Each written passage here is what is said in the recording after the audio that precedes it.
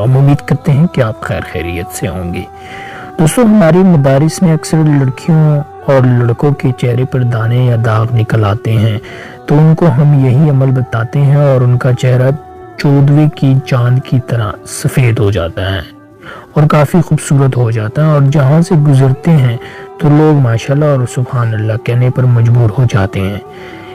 اس میں دو کام کرنے ہوتے ہیں۔ ایک کا تعلق رات کو سونے سے پہلے پڑھنے کا ہے، جس سے چہرہ صاف ہو جاتا ہے۔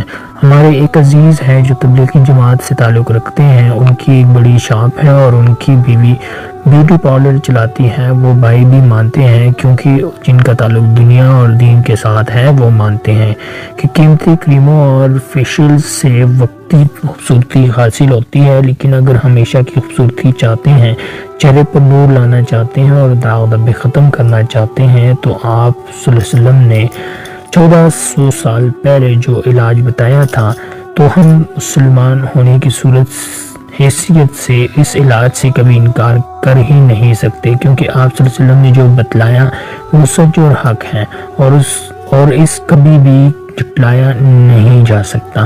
اگر اس وظیفے اور عمل کو کریں گے تو کبھی بھی فیشلز وغیرہ کی ضرورت نہیں پڑے گی۔ اگر یہ چاہتے ہیں تو اللہ کا یہ نام رات کو سونے سے پہلے صرف 10 بار پڑھ کر اپنے چہرے اور گردن پر ہاتھ پھیر کر سو جائیں تو اس کا اثر بہت جلد نظر آ جائے گا اور رنگت قدرتی طور پر صاف ہو جائے گی۔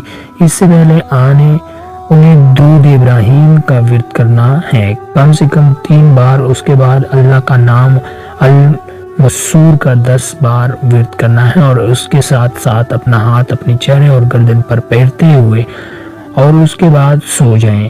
اس عمل کو اپنی زندگی کا معمول بنائیں اور مسلسل کرتے رہیں۔ انشاءاللہ ہر سن آپ کے لیے نور سے بھرپور ہوگا اور چہرہ چاند کی مانند روشن ہوتا جائے گا۔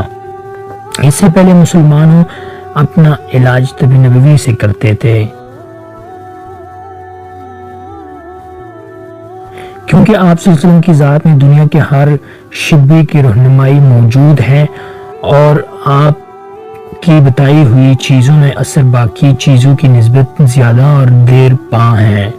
آپ صلی اللہ علیہ وسلم نے فرمایا، رائی اور ایلوویرا کو اپنے چہرے پر لگایا کرو، اس سے چہرہ نکل جاتا ہے، رنگت صاف ہو جاتی ہے، آنکھوں اور دماغ کی صفواری مادہ کو نکالتا ہے، لیکن اس کو صرف رات کے وقت استعمال کرے، دن میں منع فرمایا ہے۔ اس کے علاوہ اگر ان کو روغن گل میں ملا کر پیشانی اور کمٹی میں لگا جائیں تو سر کا درد ختم ہو جاتا ہے۔ ناک اور منہ کے زخموں کے لیے اس لیے گزارش ہے کہ مہنگی کریموں کے استعمال سے پہلے کم سے کم 1 دفعہ اس کو استعمال کیا جائے۔